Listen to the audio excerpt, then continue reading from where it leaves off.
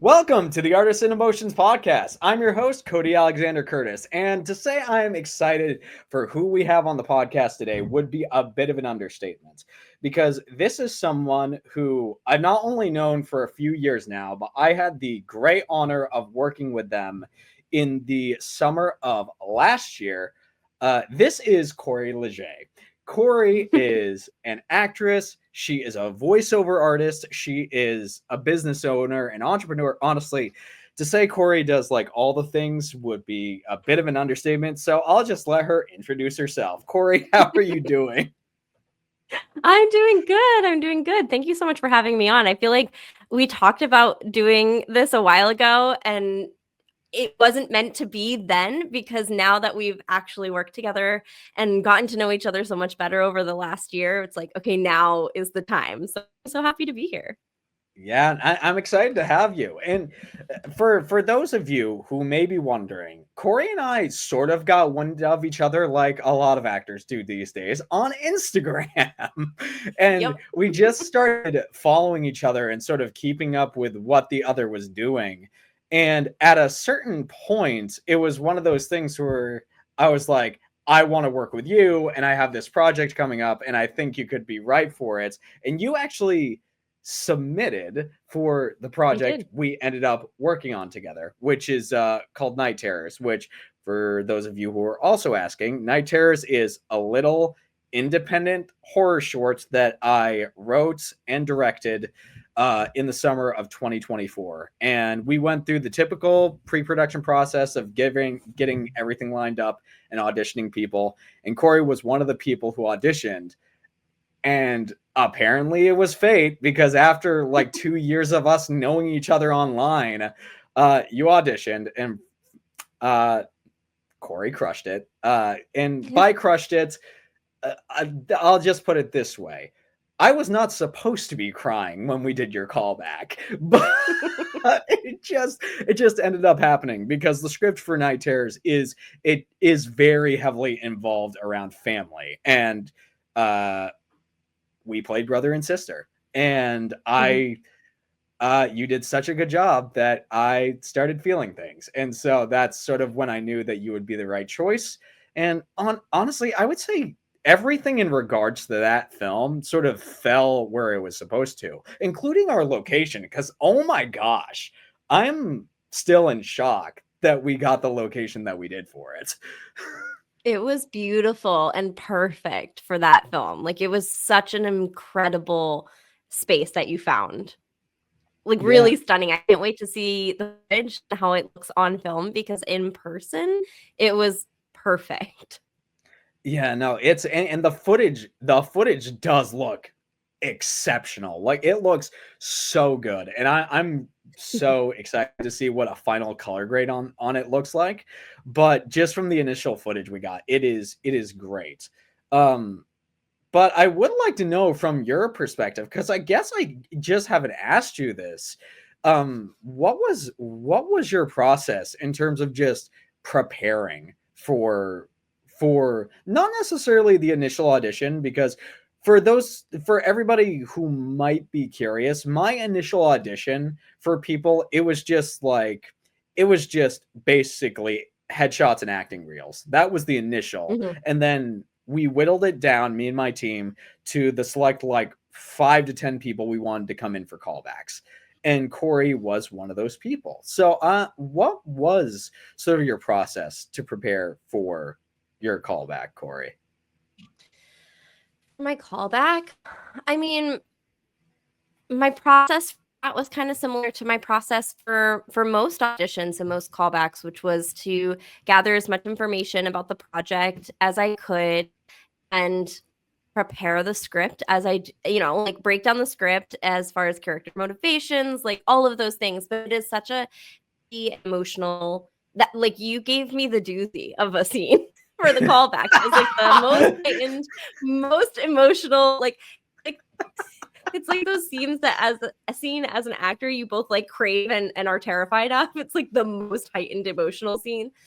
And so I definitely, as an actor, I personally use substitution a lot. So finding the right substitution for your character, and also, I don't want to give too much away. How much can I Yeah. say about Uh, the you other can share as character is little. referenced in the the other character? There are two characters, basically, like two prominent characters in the scene, your character and then another character who is more omnipresent in our minds, Yeah. and finding the correct substitution for both your character and that other character was the key for me. And what I think is so fun about substitutions is that it doesn't have to make logical sense. It's not about the true relationship. I didn't use my brother for you.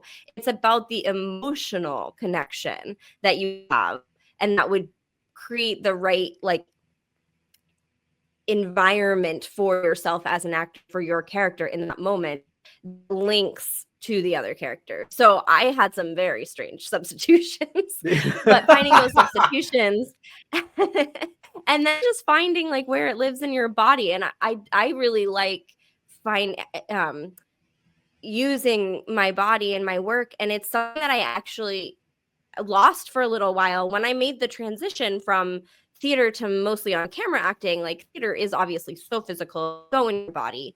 And then when I went to on camera, I did a lot of on camera work before I even had any formal on camera training. And what everyone kind of like throws out there is like, be smaller, like be more internal. And I misinterpreted that as like, close it in. You know what I mean? And so I had lost a lot of the body connection and how powerful that can be for characters, because I was focused on it's a podcast, but I just made a frame around my face. Like, it's so focused on your face sometimes that was like the only part of me that I had focused on for years. And so this was not for specifically for your callback, but over the last couple of years, I've put a lot of work into trying to reconnect with like my whole instrument, my whole body, not just keeping it heady, both mental and also like physically, just in the face and the eyes. So that's why once I was cast and you assigned me my homework, which for anyone who's ever worked with Cody or wants to work with Cody in the future, he assigns homework. Yeah. So prepare yourself. No, but it was great. I had to read The Body Keeps the Score, which is such a powerful book for artists in general. Like, I think everyone should read it, but also prepare yourself, because it is a Yeah, heavy read. it is a very heavy But read. And so powerful. I think we had this conversation on set and during the callback. Like, The Body Keeps the Score. It's a great book for artists. And for me, it is quite possibly the best acting book that has nothing to do with acting. Because if there's one thing that the book teaches, is that it doesn't matter where you are presently, even if you're in a very, very good spot, the person that you become as an adult is a reflection of the experiences that you had growing up, whether they were positive or negative. Like, a very adventurous and hardworking person in their 30s was probably doing a lot of stuff that was either guided by their parents or teachers or extracurriculars, or they just liked being outdoors when they were in their teens and in their early 20s. Like, it's something that just expands and grows. And then when it comes to more traumatic things, let's face it, when it comes to characters, like in the real world, going to therapy and dealing with our own personal stuff is very important. When it comes to characters we do on stage or on film or what have you, 90% of the time, none of those characters have been through therapy. So looking at what they could have been through or what their scenario was like growing up is critical. Like, it's something important. But The Body Keeps the Score is something more important, not just for people who are artists.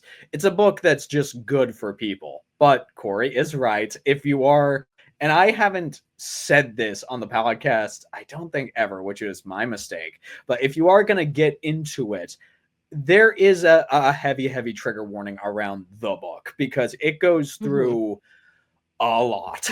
It's a heavy read, but if you can get through to the other side of it, I mean, I think it's something that can change your life, honestly. Like in it's very rare for me, who's somebody who is an avid reader, where any amount of books have like completely changed my life 180. Body Keeps the Score is the book that did that for me. Mm-hmm. Yeah, and I find it's kind of funny because I actually listened to the audiobook of it. So when I was listening to it, I found myself thinking with like two pieces of my brain, like my human brain thinking about how this ties to my life as a person, as an individual who has experienced all the experiences of a full life. And then my actor brain thinking like, okay, if I have a character like this, like how do I understand I have a character like that? Like how do I use this now in my character prep moving forward? And it's so I feel like you can use that anytime you dive deep into psychology. I Yeah. am fascinated by psychology, and there's a part of me that's like, oh, I wish I had studied psychology more in college because it is so fascinating and it's so powerful for us as actors, especially who are, embodying characters that are not us. I think you need to have a personal tie or connection to every character you play in some way because that's how you bring yourself to it. But you're not your characters. You find pieces of yourself within your character, but you also need to be true to the whole character who is going to have experiences that are not yours, and you need to understand those as well. And so giving yourself the tools to be able to put yourself more and more and more into other people's circumstances and shoes so that you can create these like full broad characters. I mean, that's the name of the game for acting, right? Yeah, it absolutely is. And just to reiterate, it was just an absolute joy working with you on set. Like you, I thought you were perfect for the role when I cast you, and you proved that that was the case when we had you on set. Uh, and that was, I mean, it was a long night. It was an overnight shoot that went like from when the crew got there 6 to 6. Like it was a 12-hour evening, but it was a joy to have you there. And for those of you who are curious, Night Terrors is going to be coming out at some point later this year. And I mean, I'm excited, Corey's excited. But now, Corey, I want to circle it back because I've talked about what a joy it has been to work with you on set. And in terms of performance insight, I've always, now having talked with you quite a bit, I think that your insight as far as performing and life and everything it's wise beyond your years. But I want to know, and I'm sure everybody listening would like to know, how you got started, like how you found your love for the arts initially, and then Mm-hmm. when you knew that it was something that you wanted to do moving forward professionally. Yeah. Oh, I love telling this. It feels a little cliche because I think a lot of us can be like, well, I loved it since I was a child. And that is very true of myself. But I actually started, yep, see, so many of us can relate to that. Not everyone. I'm always fascinated when I meet people who are like, I realized I loved acting in my 30s or in my 50s. I'm like, cool. Like, that's awesome. I realized I loved acting when I was like 1 year old. I think my daughter loved acting in utero. I literally have a picture of her womb with her hand on her forehead, like in the woe is me stance. Like, oh, I'm like, oh, you're gonna be my drama queen. Love it. Um, but as far as me, I have acted for as long as I can remember. My grandmother takes the credit for introducing me to acting because she took me to my first theatrical production at 2 years old. And apparently, I just stood on the chair for the whole production, mesmerized, which, if anybody knows 2 year olds, they don't stand still. So the fact No. that I was like just standing there staring silent in awe for the entire production says something about how magical that performance was and how powerful theater can be, but also how drawn to it I was from a very early age. And I also like fell in love with film at a young age, which I didn't realize honestly until later that was even what I was doing. But when I was little, my brother and I used to make these home videos that were brother and sister movies. I called them bruh. Like, why not bro? Or like bruv. I called him bruv. But anyway, and I totally directed the shit out of them. Like my dad rest in peace. He was our director of photography, our DP, and he never cut when I told him to cut. So we have all the outtakes and all the like behind the scenes directions of me yelling at my brother because he did something wrong. But they were these adventures, us fighting pirates, going on world trips to find the perfect Mother's Day gift for my mom, like all of these cute little adventures. And then, I kind of did the normal thing. I did school theater, I did local productions. I grew up in Maine as well, so I did theater in Portland and I did theater in Brunswick and Falmouth, everywhere. And then I went to college and I didn't major in theater. I went to school for biology, actually. Didn't know what I wanted to do. I knew I loved acting. I knew I loved theater. I hadn't really realized how much I loved film acting yet. And I didn't even know voiceover was a thing. But I was like, well, I don't know. Theater is great and I love it. And I'm definitely going to continue doing it as a hobby, but I don't know that I want to pursue it professionally. I thought about being pre-med. I got my teaching license. And then I have to give credit to my college boyfriend. He and his brother were 2 years older than me. They graduated and they moved to LA to try it as actors. And I was like, well, I think I'm as good as them, if not better. And if they can do it, why can't I do it? So I decided when I graduated to give New York a try. I'm like, you know what? I've got a lot to fall back on if I want to. I'm not giving myself a time limit. I'm just going to feel it out. I'm going to do it for as long as I want to do it. And when I don't want to do it anymore, I can do something else. And I have never not to do it anymore. So that's how I ended up working professionally. I fell into voiceover in a very convoluted, also long story. So I won't get into all of the details of that, but I had a few bad theater experiences in New York that kind of nudged me more in the film direction. And I realized that I really loved film and television and just the on-camera world in general. And then I all fell in voiceover and was like, oh, this is really cool too. So I'm definitely more focused in those two areas, not so much stage anymore, though I feel like I'm done with stage. It just doesn't feel like it's the right time of my life, the right season of life for theater right now, just based on my schedule as a mom and all the other things I have going on. Theater is a lot more structured as far as the amount of time that you put in at very specific hours versus film and television, which is like, okay, I can prep whenever I have the time to prep and how it kind of fits into my routine. And then you have a shoot here and there. And it's like, it's kind of like, I look at theater as like the marathon, and film and like it can feel very much like a sprint. Like, here's your script, go. And it's really fun. I love both mediums though. It's just they're different. They feel different. Yeah, that's a really excellent point. And first of all, maybe a long roundabout story, but that's what we're here for. But that's incredible. First of all, a lot of parallels there. My brother and I, we had like the at-home VHS Sony camcorder that our parents let us use, and we were also making little skits and little like MTV style, like MTV crib style stuff, or just talent show type things. And I was also funny enough, I was also the person directing my brother through most of them. But that was happening. lots of theater growing up. And then I also fell in love with like film initially. I haven't really done any voiceover. I think that's like the one difference. But at this stage in the game for me, I like to think of theater as a tool to sharpen yourself as an actor, at least for me. But it's not something that I want to dedicate a large amount of time to unless it's like a story I'm super interested in. I was talking to Corrie about this earlier, and for everybody who knows, I did Bram Stoker's Dracula this past October, and that for me was something I was willing to dedicate my time to.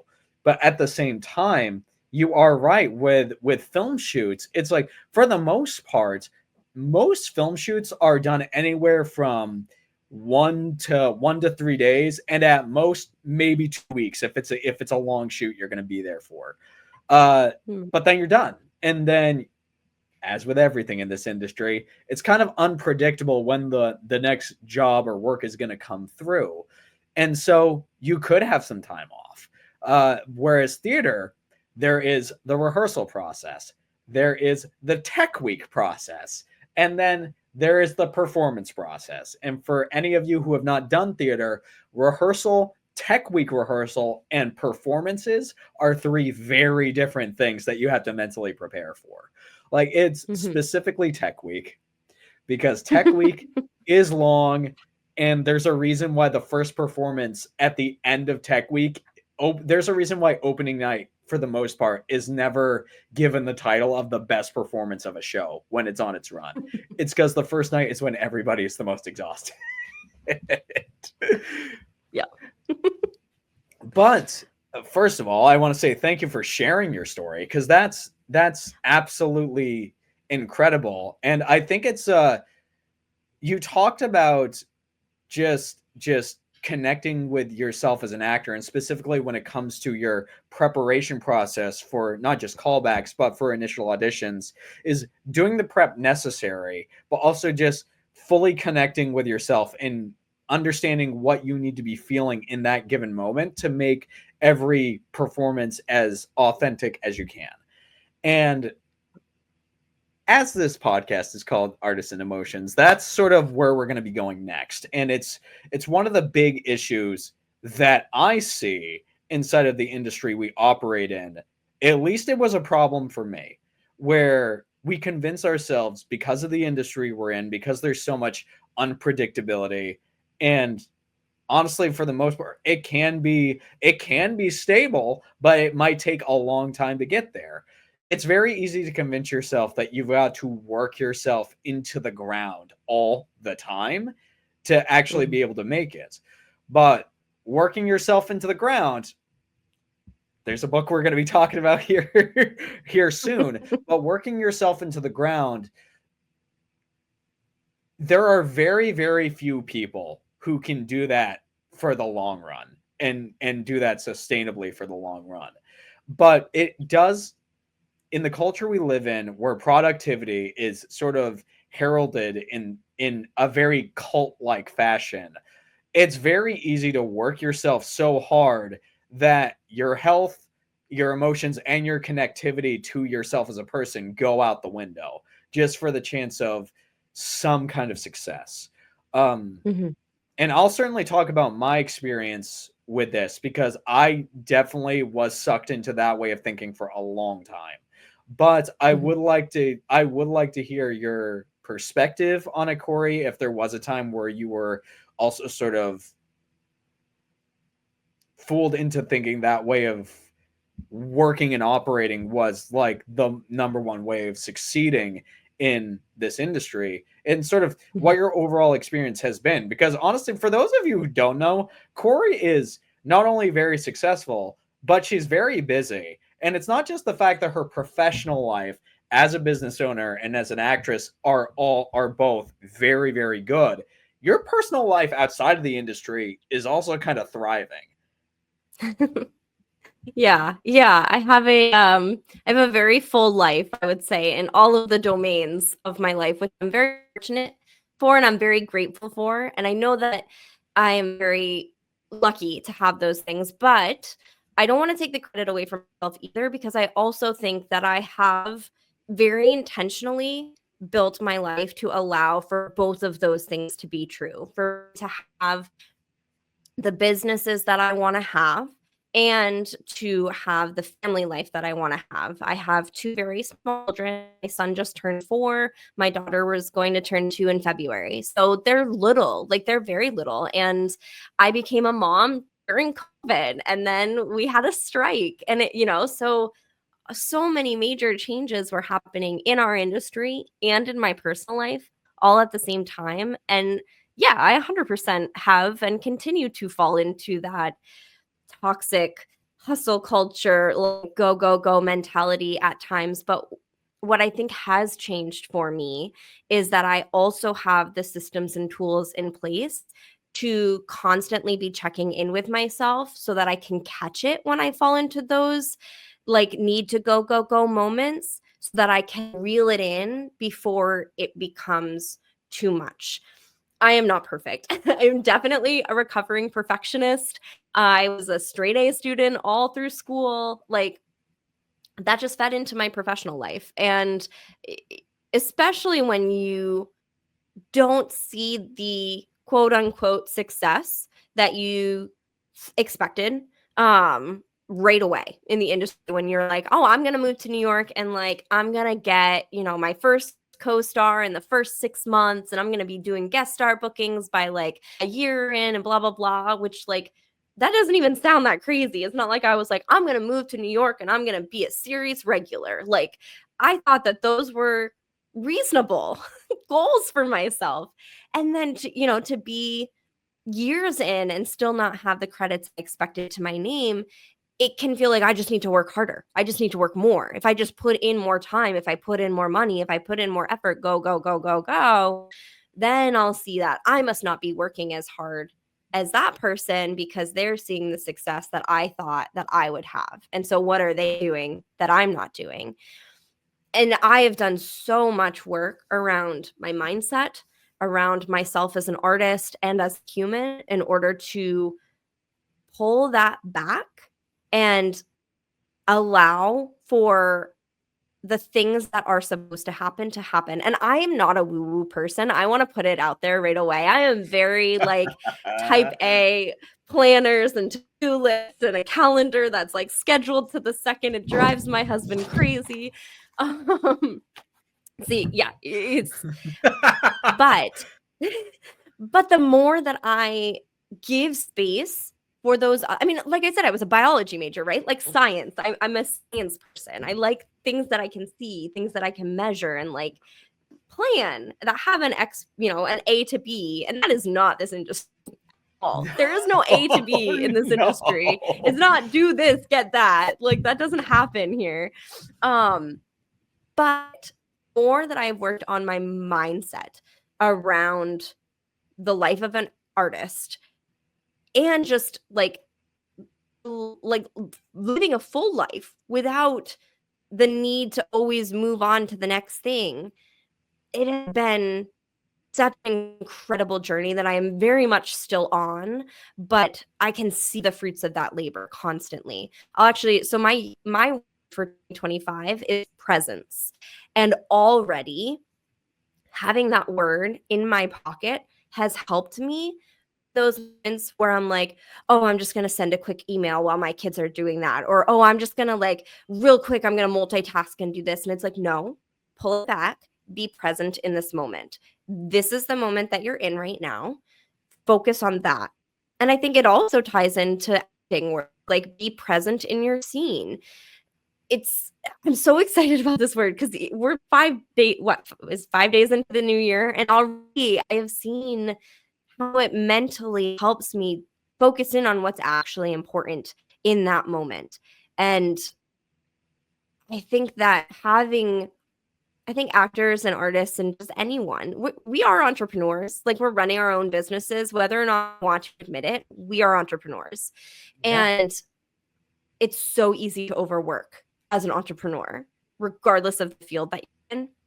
But especially for actors, there is such a invisible line between like what is personal and what is business that it's so easy for that line to be crossed. And so having the systems in place to kind of catch yourself when you can, put up boundaries ahead of time so that you don't always have to catch yourself, but you stop yourself before you cross those lines. That is the biggest change for me that has led to the most impactful changes in my life as far as my overall happiness with the quality of like the creative life that I'm living. Oh, can I say one thing about productivity though? Yes. Okay, because I'm a productivity junkie. I like all the productivity books, all the productivity podcasts, love them, obsessed with them. Here's the thing though. Here's the thing about productivity. Sometimes I think it gets a bad rap. And I want people, if anybody's listening that falls into this category, to reframe your thinking around productivity. Because Yep. productivity isn't about getting as much done as humanly possible. I believe that productivity is the idea of being efficient with your time and your resources so that you get the most important things done based on the goals that you have for yourself, so that then you have time to do whatever you want to do. Whether it's nothing, like literally, let's go meditate for 2 hours a day, great. Productivity will allow you to do. I think productivity gives you the gift of time. And that's the power of well-used productivity. Not, okay, how can I do because I have, like, can I do more because I'm getting more efficient in other areas? It opens up opportunities for you to live life, the life that you want, not the life that you think you should be doing. That's an amazing point. And I'm glad you brought it up, because that's also one of the other things I want to talk about this year in particular, is the fact that, because it is a trap, not just like actors and storytellers, but it's a trap that it feels like our culture as a whole is falling into. Whereas there's a difference between toxic productivity and hustle culture, and productivity that's actually good for your everyday life.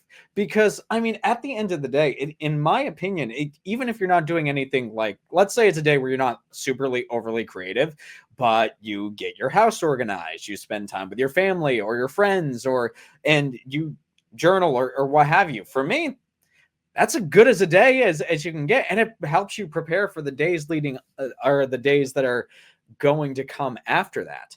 And I was talking with a buddy of mine, and I'm glad you brought up the word presence, because that is, funny enough, that is also my word for this year too.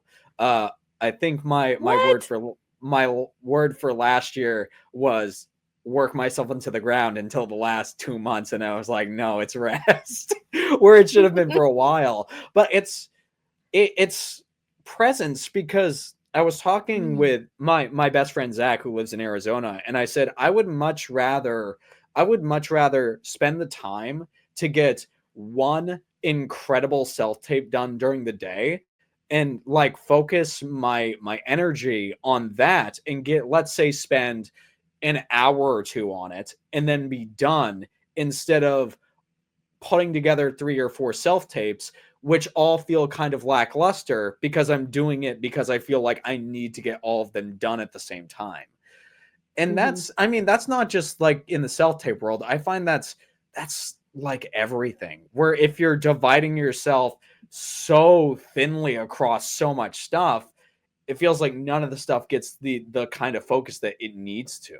Whereas if you're focusing on yourself and take caring of yourself first, while also deciding what productivity means for you, you'll be able to live the life that you sort of want to. And it can be a well-rounded life, and not something that Mhm. just sort of eats away at you as a person, so you're miserable day in and day out. And that's, Mhm. once again, in terms of the industry that we operate in, it's very easy to work yourself to the point of being absolutely miserable and convincing yourself that you hate this industry and you hate acting and writing and being creative, when it's not the fact that you hate it. You just might need to take a step back for a little while. Mhm. Mhm.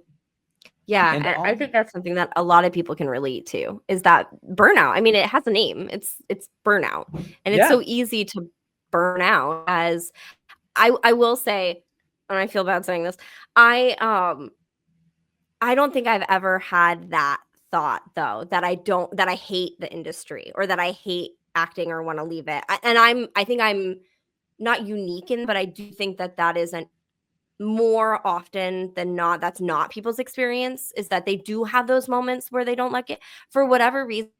Usually my other jobs. It's like, I hate this. Like, how can I do something else there?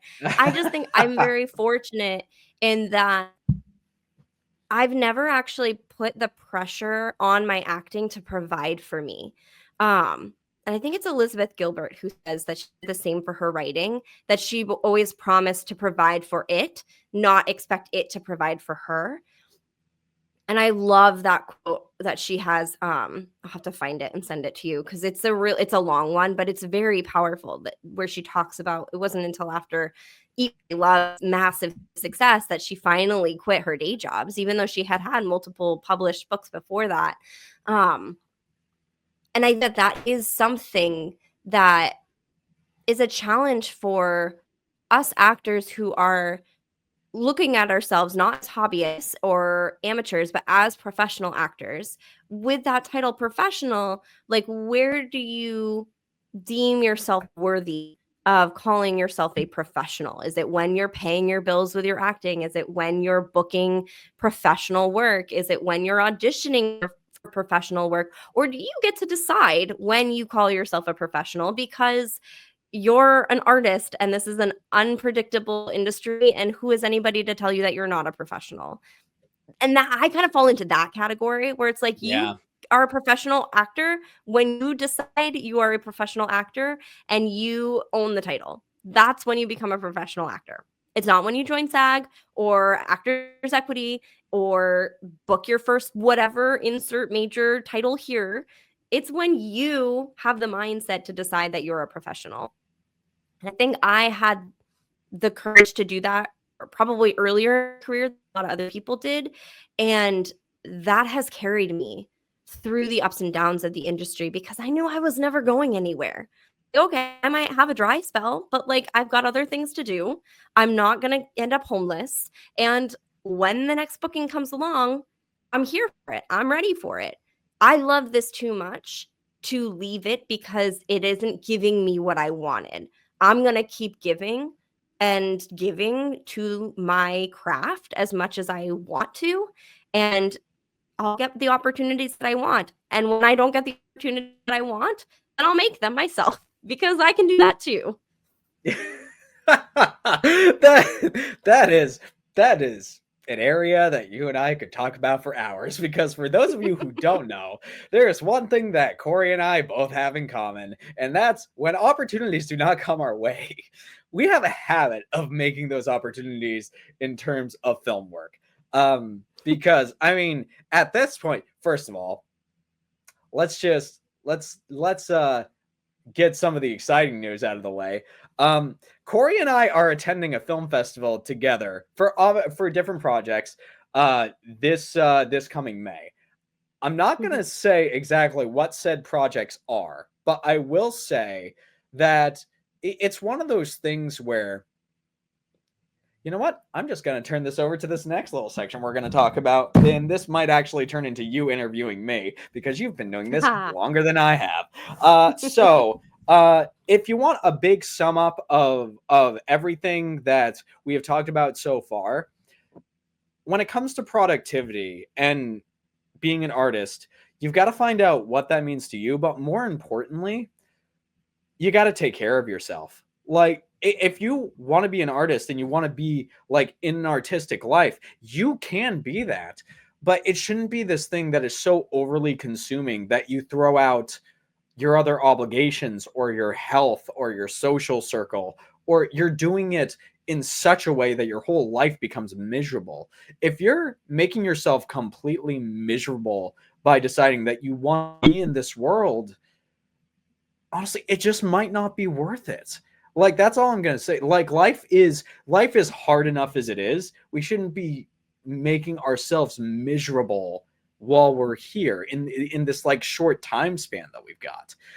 But now, for those of you who want something that might actually help, I started reading a certain book that I've been hearing about this thing for years, and it's my first time going through it. This is The Artist's Way by Julia Cameron. For those of you who are listening to this podcast, Corrie got very excited because Corrie has been doing The Artist's Way for a very long time. And this is my first time going through it. And why do I say that this is probably gonna be turning into an interview section? Because I'm actually curious what your thoughts are as someone who's been doing it for over a decade to someone who just started. So, welcome to the Artists and Emotions podcast, everybody. This is your host, Corrie Legge.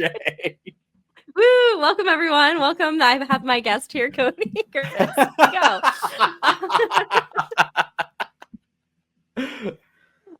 Well, what week are you on? I just started week 5 today. So the way that I structure my weeks, I start the new sections on Sunday.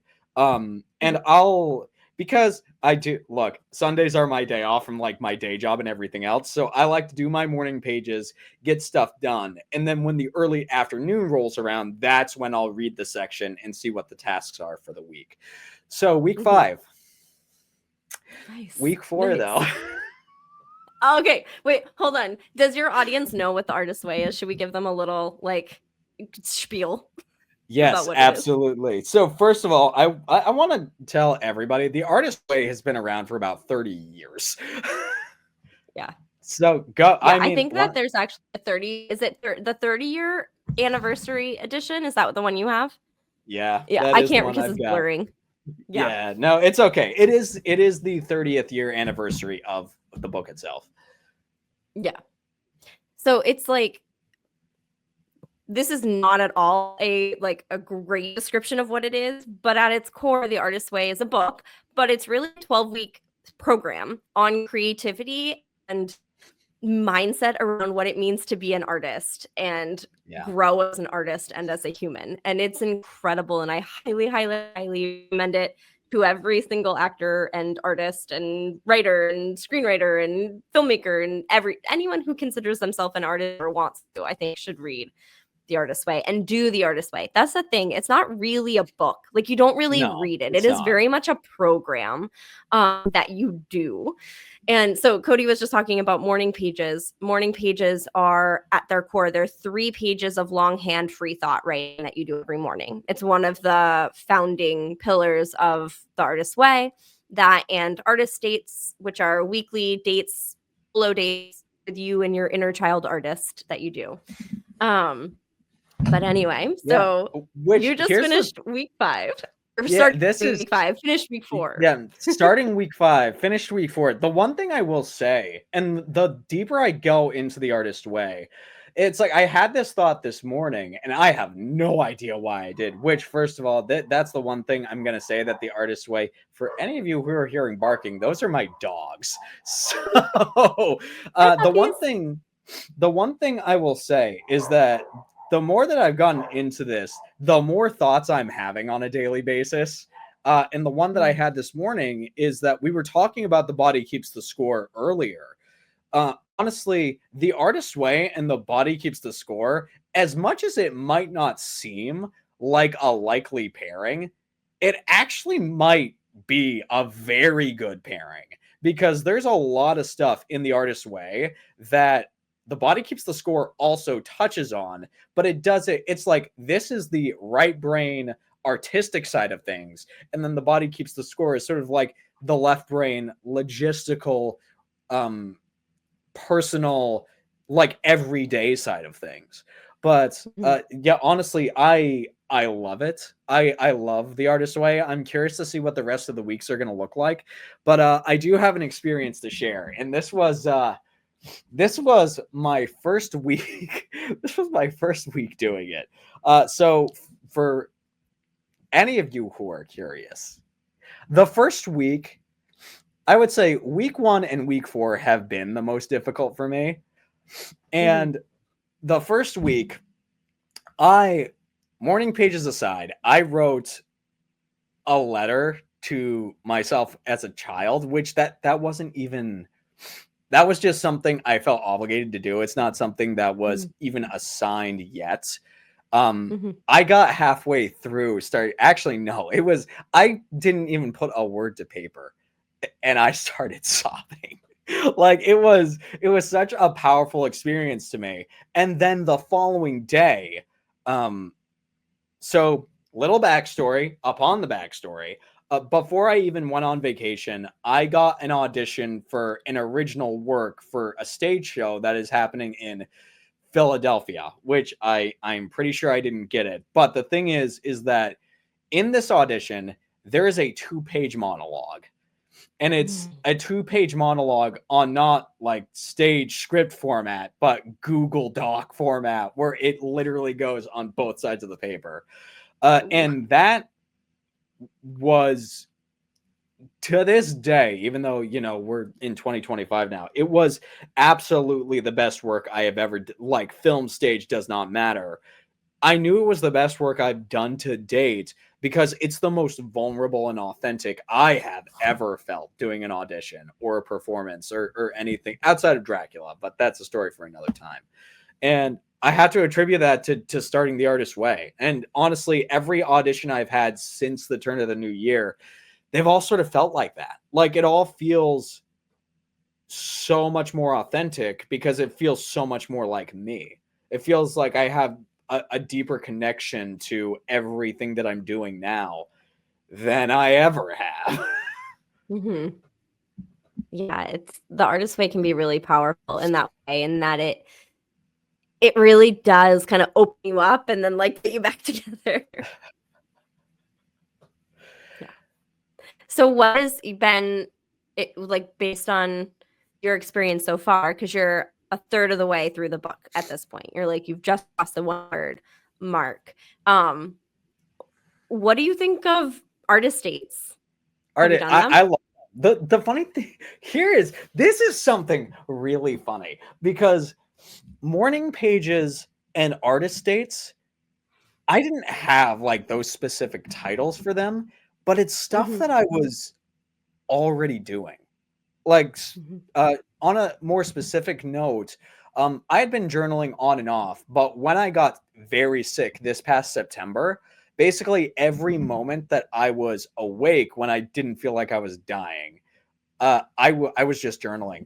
Like, I'm pretty sure that in the 5 days that I was sick, I probably journaled anywhere from 30 to 40 pages. Like, it was, and then it hasn't necessarily been 3 pages. That is the thing that's new for me after I got sick, but I have journaled every day since then. And artist dates, I mean, the thing is, I love my me time. Like, I love going on walks, and I love going to the movies, and I love roller skating, and I love exercising. So it's like a lot of the ideas and the conception of artist dates I have been doing for such a long time. I just didn't have sort of a name to put on it. But that is one of the reasons why I feel like I've been able to do sort of a creative project a year at this point.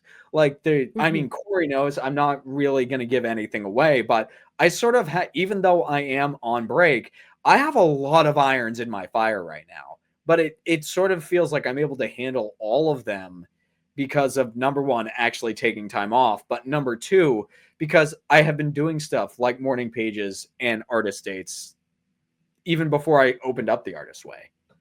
But they are important. And just in like a practical terms, for anybody who's out there, if you have not given yourself permission to go out and just, I'm talking even just going to a park by yourself or taking yourself out to dinner, not even just creatively, just mental health wise, it might just be one of the best things you can do for yourself, just so you can have a connection with who you are. Because let's face it, whether it's this industry or otherwise, everybody at this point has about 10,000 obligations to other people. And we forget that taking time for ourselves and being by ourselves, that no matter what our obligations are to other people, that is the most important thing. Because if we obligate to ourselves first, we can do all those other important tasks a lot better. Yeah. It's so funny that you especially the walking and time to yourself piece of it. Julia went on to write several other books that are kind of in the same vein as The Artist's Way, like follow-up books. And she adds a weekly walk, like a weekly 20-minute walk to her list of like to morning an artist state. The third thing that she adds to it is walking. Yeah, so she adds a weekly walk as one of the core like tenements of the artist way, and I love that because I think that is so, it's such a powerful way to allow yourself to think and disengage from like all of the demands that are so constant in our especially very like tech heavy world. It's so hard to get away from stimulus, and you can't ever get away from stimulus. But if you substitute out the like your phone, your email, your social media platforms with like, hey, I'm gonna go for a walk and I'm gonna like without my headphones. What is this magic? Like, it's incredible when you allow yourself that space to be with your own thoughts. And we Yeah, don't do that enough anymore. no, we I think don't. I Which actually on that go note, ahead. I need to talk. I need to talk a little bit about a little something called reading deprivation. My favorite week, and 'Cause- everybody is divided. yeah, no, it's interesting for me because I think so. For those of you who don't know, reading deprivation, as it was initially designed, is basically a week where you do not read anything. Like if you're an avid reader, that is very difficult. But Julia Cameron, because I was curious about this, because when the book came out, it makes sense that like television and books, it makes sense that that would be the thing. Whereas in our 21st century world, we have a lot of other things. And Julia Cameron has gone on to express that it's not necessarily only books, it's also things like social media and streaming Mhm. services and like everything else. And so it's funny because I guess doing I wasn't necessarily doing the reading portion of it, but everything else like television and social media and outside of like artist dates, movies and like any kind of entertainment, when I went on my 3-week break after the first week of December, I guess I didn't do a week of deprivation of things. I did like a full month of it because Mm. it's like I was walking every single day. I was meditating. Well, yes, I was reading, cutting out books. That was like the one thing that was very difficult for me because I am a reader. Like I always have been. But I also, for anyone who knows me, I was basically off of social media for the entire month of December practically. And Mhm. so it's just, I think it was cutting out books and being with my own thoughts was, I mean, it was just the tiniest next step of something I was already doing. Because when I decided to rest and not be on social media and really not watching that much entertainment, except once again, one of my favorite artist dates is going to the movies. And I don't think I can ever cut that out. But other than that sort of stuff, just the past month has just been absolute clarity. Like I'm talking Mm. clarity around not just creative projects that I'm currently working on, but even stuff about what I want out of life, what I want out of this next year, how I sort of want to restructure. So let's say something as simple as all my casting profiles, or what I want out of my personal career as an actor this coming year. And it feels like every answer that I was looking for, that I was so clouded by the fact that I was working so much, in like 3 weeks time, I had all the answers I had been looking for basically the last 3 years in terms of Mhm. what I needed to get done. And yeah, it's it's something that I'm going to be continuing moving forward.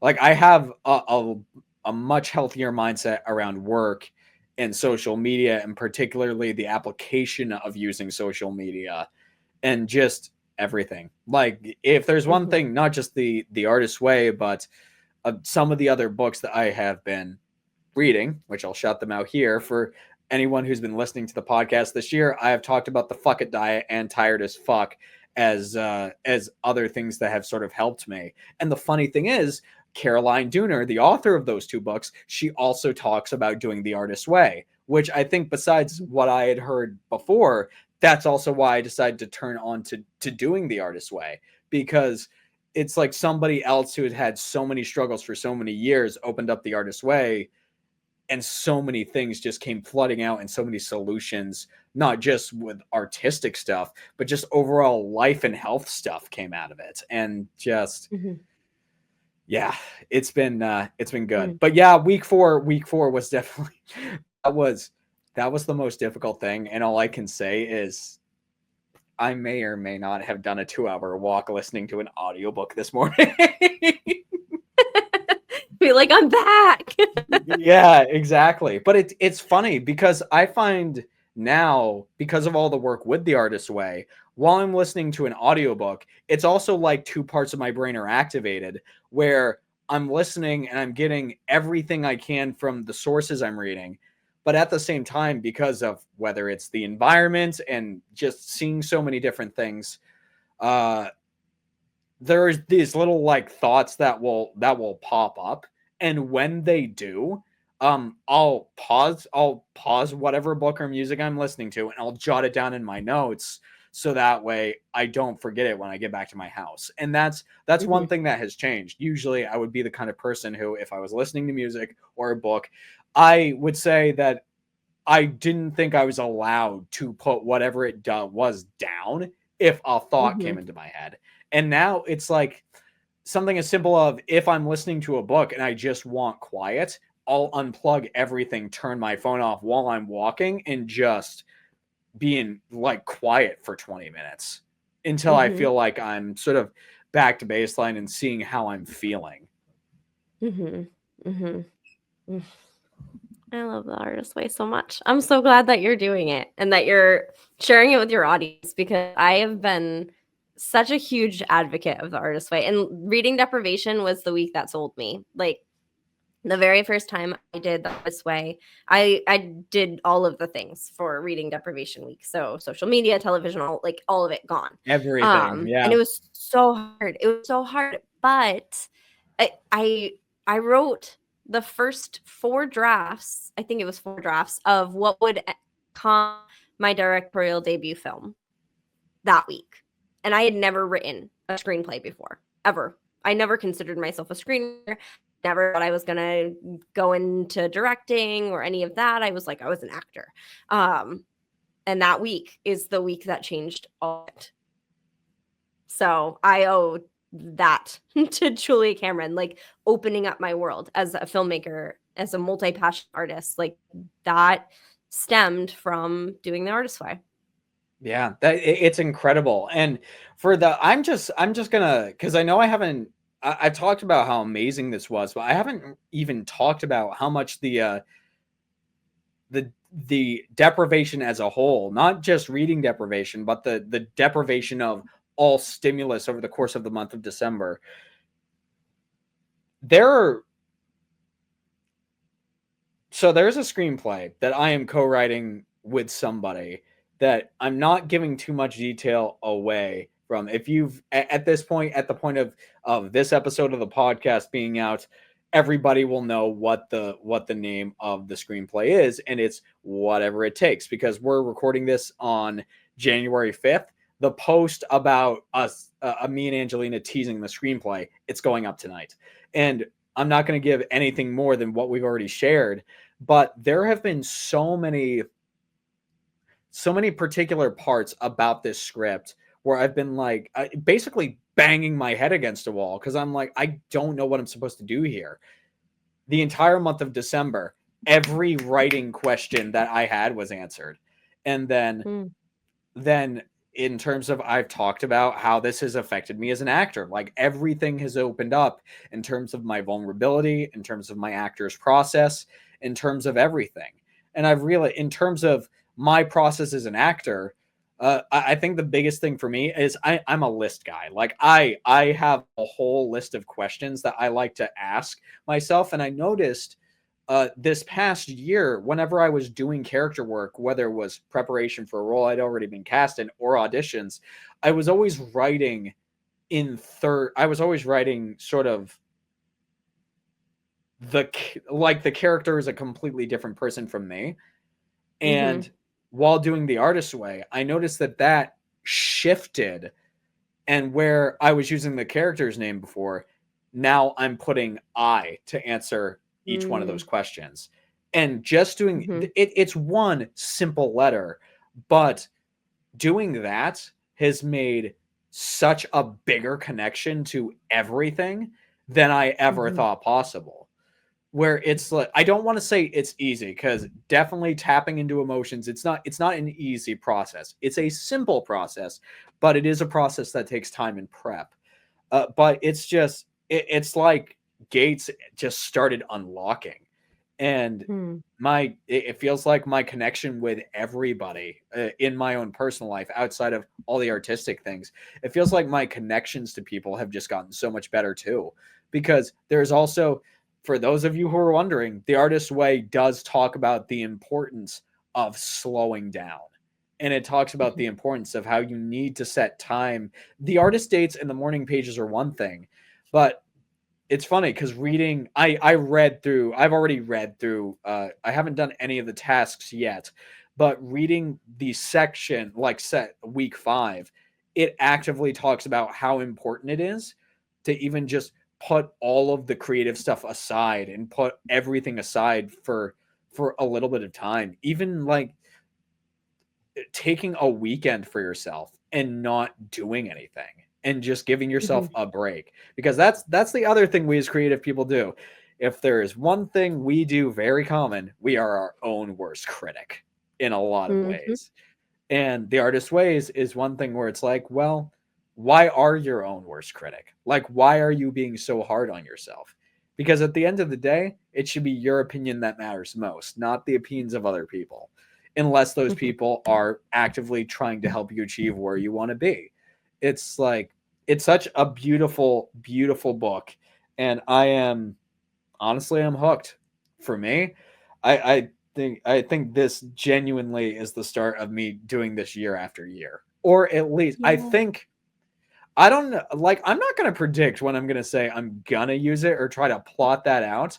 But honestly, it might be something I do after every major milestone, which Mm-hmm. we'll see what that means for this year, because that might mean me doing it 3 or 4 times.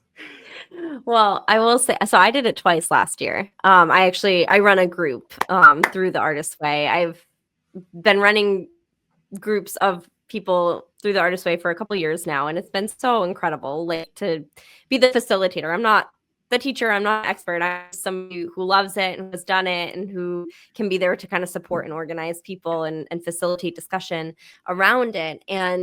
But I do it with the groups that I run, so I only ever run a group when I'm ready to do it again. So I haven't figured out when I'm going to do it this year, if I'm going to do it this year, because I did it twice last year and I love it so much, but and I don't have any regrets about doing it twice last year. But coming into this year, I'm like, I feel like I just finished it. Like, I want to give it a little bit of space before I do it again. So I don't think I'll do it more than once this year, if I do it at all. But I want to make sure Yeah. that I am excited to do it for the next time.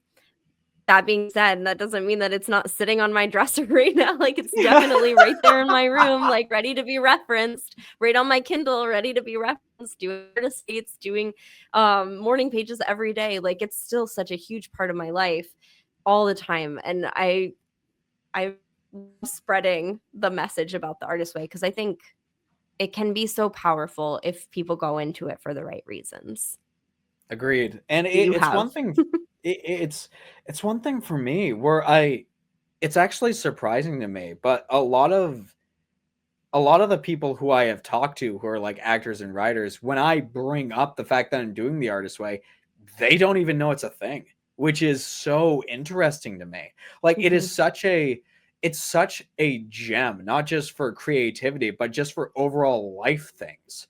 And I mean, I'll keep talking about it because it is one of those things. But I do agree with you, where after I get done with it, very much like we were talking about the body keeps the score earlier, where it's for a different reason. I don't think the Artist's Way is something that deserves a trigger warning. I will say the Artist's Way, very much like the body keeps the score, it is a very intensive process, because it is a I don't think there's been a week where I haven't cried doing a section of this.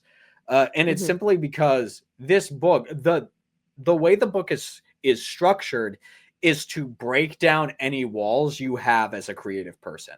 And a lot of the time, those walls that we have built up over the years, they are, I don't want to say traumatizing things, but they are things that are very emotional to bring up again because for one, you might not even know they've been there the whole time. But Mhm. number two, it's like it's just a powerful process. And honestly, the more that you are in tune with your creative child or yourself as an artist, the more in tune you are with yourself as a person. And so honestly, it's great. And I'm glad we've had the chance to talk about this. And I think this is a great spot for us to sort of wrap. But I will say, I am gonna when I finish The Artist's Way, I am gonna give you an invite to come back to the podcast because Love that. I would like to talk about my full experience once the 12 weeks are done. Because this is, first of all, you are a great moderator. You know? Can I be a guest host and I'll interview you on that episode? That would be so fun. Yes, Yeah. that's actually really interesting because thank you, Artist Way. That's all I can say because I have been thinking for the better part of a year of I want to get somebody on here who would actually be excited and interested in interviewing me because I think at this point, I gotta double check, but I think there's 25 episodes of this podcast out, and they're Mhm. all like interviews. And so I haven't Mhm. had anyone interview me yet. So yeah, absolutely. Oh, Done. yeah, and it's funny. There is something else about The Artist's Way in terms of a revelation I had. I'm not going to share here, but I will share after we close the cast. But for everybody who tuned in today, thank you so much for showing up. Thank you, Corey, for being here and for coming onto the show. Like this has been great. I don't need to tell you how much I respect you as a person and as a creative. I admire so much about you and your knowledge about this. I appreciate just so much. With the little time that we have left, I just if there's any last uh, pieces of advice or last words or anything in regards to the healthy side of productivity that Mhm. you wanna speak to, time is yours. Oh, that's a big prompt for a wrap up. No, I think that it's important, especially because we're at the start of a new year, right? And I think is this episode coming out pretty soon-ish Yeah, to the beginning of the new year? this podcast when it airs, it's gonna be January 17th, so 2 weeks from now. Great. So we're still in the early phases of the start of the year. And actually that's even better timing for what I'm going to say because I think at the start of a year there is this hope, this enthusiasm that like, oh, new year, new me, like big change, this is going to be my year mentality. And as the year goes on, especially in like January, February, you can kind of lose that initial enthusiasm, that initial excitement. I just want to say to anybody who is starting to hit that like slump in the enthusiasm of a new year and that dip in like momentum, that you don't have to have that level of like go energy all the time throughout the year, rather than like focusing on these big giant goals that you might have set for yourself. Focus on the type of person that you want to be. Like, who am I and who do I want to be? And look at your life and how you're showing up in your life, and make sure that you're showing up as that person, because that's what you have control over. Person you show up as, the things you give energy to, are they aligned with the type of person that you want to be in all areas of life? And I just want to say, if you are having any kind of thoughts or feelings around 2025, we are here for you. Get it, and you got this, but make sure that you're resting too. Yeah, that's an incredible point. And I would add on top of that, for anybody who has been in the entertainment industry since 2020. It has been an unprecedented 4 years. And so there is, I mean, you can feel it. There's a definitive feeling of not only excitement, but that's coupled with exhaustion from the past few years. And honestly, I wouldn't blame anybody if they wanted to take the first 2 months of the year off like that. I know for me, I just needed a full month, and I'm feeling pretty good. But at the same time, we were talking about this before we even launched the podcast. I may be feeling pretty good right now, but I'm not jumping into a majority of the things that I was doing in years past, because I still need time to just recover from everything. And you guys, you have the right to do that too. It's like we've been saying, when it comes to the artist way, the body keeps the score, or just overall productivity, taking care of yourself will always be the most important thing. And the reason is because if you can take care of yourself, that allows you to take care of everything else around you that you need to. And so, yeah, that's an excellent point, and I'm glad you brought it up. So please, 2025 is going to be a phenomenal year, but it is a year that I think we could all learn to take care of ourselves a little better this coming year. But Corrie, before we go, is there anything you would like to shout out? And if people are interested in following you, where can people find you? Yeah. Well, since we talked so much about the artist way, I will just rehash that I do have a community of people that I run through the artist way periodically, and I have a wait list for that that's available. So I don't remember the URL of that off the top of my head, so I'll give it to you for the show notes. I believe it's actandcreatives.com/EYAB, embrace your artist's way. I'll send it to you. But or you could just Google embrace your artist's way, Act and Creative. Act and Creatives is my business. So that's my handle on Instagram for my business account. And my personal account is just my name, at Corrie Legge. So come follow me. I'm on Instagram. So come hang out with me over there. That's awesome. And I mean, great. I guess, I mean, since Corrie already brought it up, it's the fact that I guess she's going to be the host of this show from now on. If you guys want to follow Corrie in any capacity with everything that she's mentioned, I'll put that in the show notes below. If anybody's interested in looking into The Artist's Way or The Body Keeps the Score or any of the other books that we've mentioned here or any of the other resources we've mentioned here, I'll also put those in the show notes. But yeah. Once again, just a big old thank you to you, Corrie, for coming on board. It's funny because one of my coworkers is also named Corrie. But thank you guys once again for showing up, for tuning in. Take care of yourself. Have a wonderful 2025, and I'll see you guys on the next one.